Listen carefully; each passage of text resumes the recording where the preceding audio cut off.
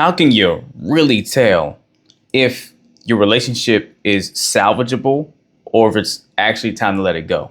How do you really know? I'm going to tell you right now. One of the biggest contributors to relationships continuing to struggle is indecision, right?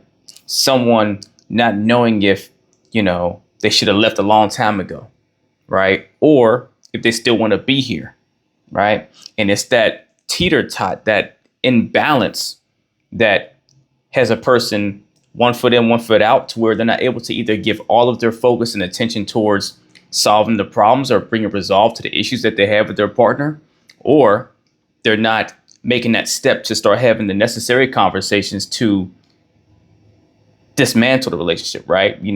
Part ways amicably. And what actually makes the resolve of conflict much worse from this, beyond the fact that you're not being helpful to the equation by not being able to make up your mind and knowing what you're going to do on your end to go all in towards either making it work out with your partner, you and your partner both. Sometimes both people are doing the same thing. Neither one of them knows they really want to be there, or if they should stay, should they go, kind of a thing, right? But then the other side of it is, the more you sit in this space of confusion, if you will, you get more frustrated. It becomes more emotionally draining because you don't have an answer. Our brains are designed to give us answers because we're at our best whenever we know what we're doing, know what direction we're going, or have some sense of direction, right? That's why anytime you ask your brain a question, it will give you an answer. Even if you don't have a clear, concise answer, even if you don't know the fact or the facts officially, right? It'll still try to give you something to work with, so you're not left in the space of not knowing what to do. Because then when you don't know what to do, your mind tends to start burning more energy and fuel to try to figure something out. So you're not left not knowing something.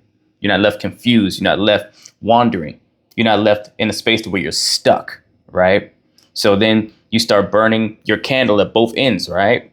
And now you're starting to feel just exhausted with the whole situation. And even things that may have nothing to do with your partner, like, yes, the situation might be what it is and might be some issues you're working through, but it starts going beyond that. And because you don't know what you want fully, then now you start putting more of the blame or the focal point towards your partner for being the reason as to why. Well, if he or she wasn't doing this or wasn't being this way, or would just hear me more, or whatever, I wouldn't even be here sitting here trying to figure this out and contemplating it. No, man, it's so stressful. Then you start binging the, relationship videos online, or you start going to talk to friends left and right, and you're just trying to find yourself and where you land the plane in all this. And God forbid you're both doing this, because then that turns into a disaster, because now you're both going outside the relationship to try to seek answers oftentimes, right? And you're undermining the respect for the relationship. And then now it starts creating narratives of, oh, you're talking to me, or talking about me to other people, and everything else starts happening. All this confusion gets mixed into the equation because you're confused. So I'm going to keep it real simple for you. Now, obviously, any one liner or any one thing that's simplified has depth to it when you build it out, or you break it down, or you go levels deep, 5 levels deep, I like to call it, right? But let's simplify it and keep it really clear and concise. If it's time to either walk away from your relationship or stay, based off of one condition. If resolving the matters in your relationship, whatever they are, whether it's infidelity, whether it's just, lying all the time, or whether you guys always bump heads, you don't feel respected, don't feel loved, not getting what you need, all the things, whatever it is.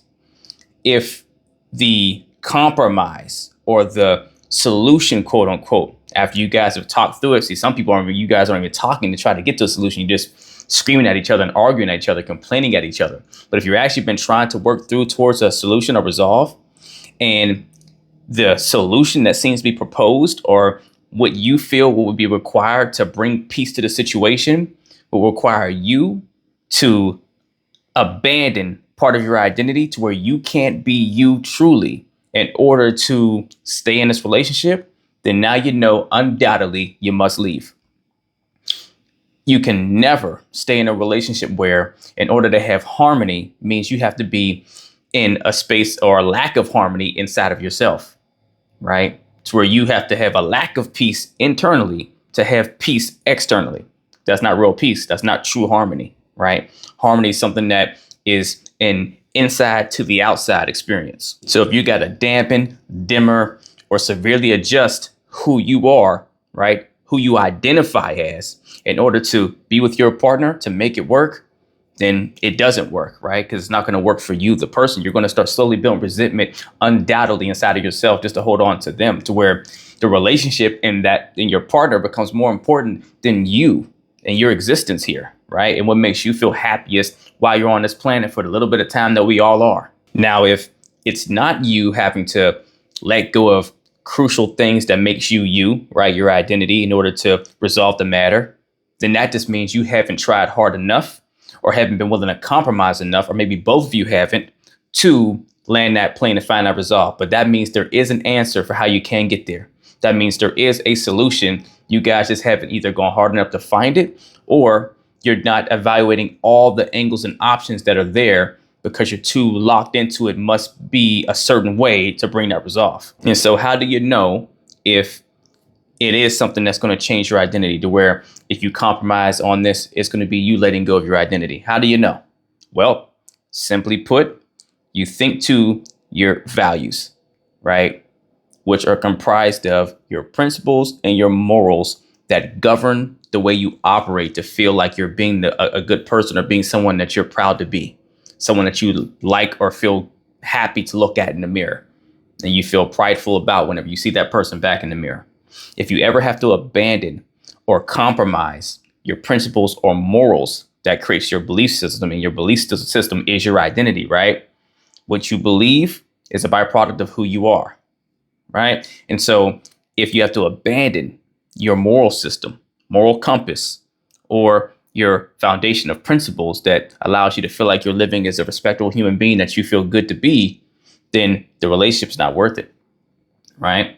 Now, before you come to that conclusion, you have to ask yourself, am I making an assumption that doing this thing or whatever will be required for me to compromise with my partner on to find peace and resolve, is going to hinder my ability to stay true to my principles, my morals, right? My beliefs, core beliefs, or is it actually accurate, right? That's where you have to do some vetting work. That's where it has to be better dialogue, more open dialogue, and more seeking understanding from your partner as to what they truly need versus what maybe you think they need from you in order to find that peace. Because see, half the time we can't even find that common ground that is very doable because we're too caught up on the surface, what we thought we heard or what we thought our partner meant, because maybe certain ways they speak in our minds mean something different to us than it does for what they were trying to convey. And so if you don't go some steps deeper to ask for further clarification sometimes with the emotional maturity, right? The emotional intelligence first, right? To understand that you have certain emotions that need to be regulated a certain way, but then have the emotional maturity to know how to regulate them as such, right? Without that, it's almost impossible to sit and hear your partner speak and continue to, further elaborate on verbiage that to you can maybe feel offensive initially, to where you feel triggered by it, right? If you can't sit through and let them fully speak, and so you can fully listen and fully understand and gather what their intention behind it is, then you may come to a conclusion that what you think they're asking of you requires you to abandon who you are. And that's going to put you in a gridlock of fighting against them for a lifetime, right? And them to you, they feel the same way. And that actually becomes more of a commonality in a lot of relationships. Both people are fighting for themselves, trying to fight the champion for who they are, right? Defending their character, right? Whenever people make absolute statements like you always or you never, and it has a negative connotation behind it towards their partner, instantly your partner wants to fight you back because they're trying to stick up for their identity, for the good person that they feel they are internally, because nobody wants to be the bad guy, right? So you really got to ask yourself, is what's actually required to bring peace to my relationship on my end, is it something that is going to compromise who I am, right? Meaning it doesn't serve me, meaning it's not helpful to me, it's not positive for me, it's not loving to me, it doesn't feed my spirit, it doesn't build me up, right? All five. If you can say some part of that equation is going to rob you of one of those areas, then yeah, you need to go, because it's going to rob you of what's required for you to be you. right? And be you at your best. That ultimately is what your partner would want anyways.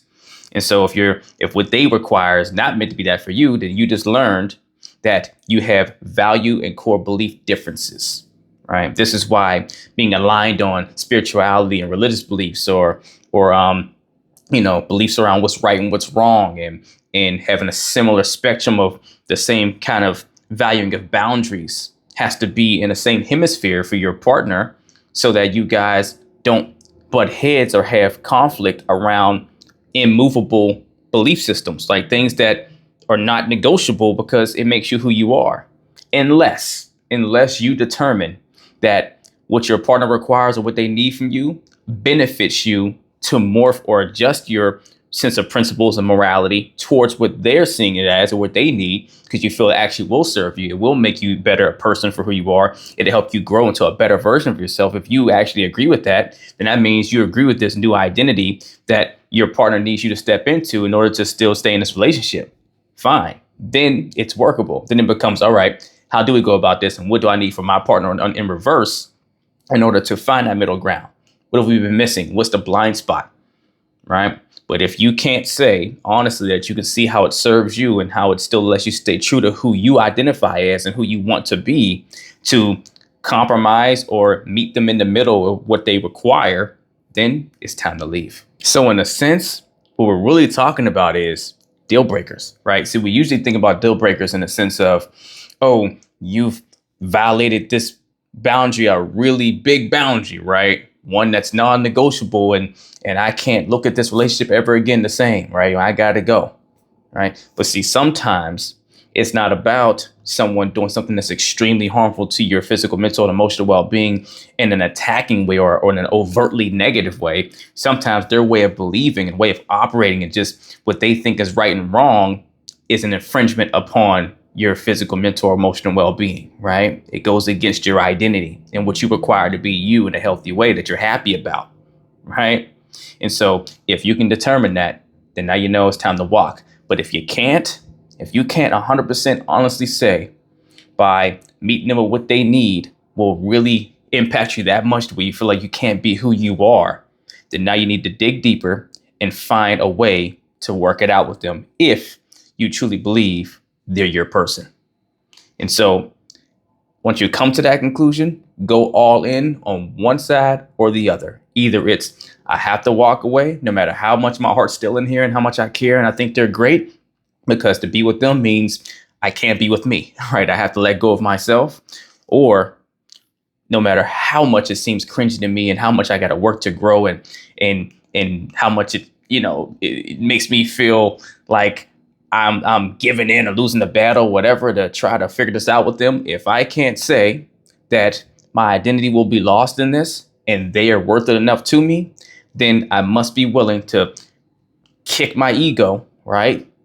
And let that pride, get that pride out the way to say what needs to happen so we can be in love and be together. Let's get it.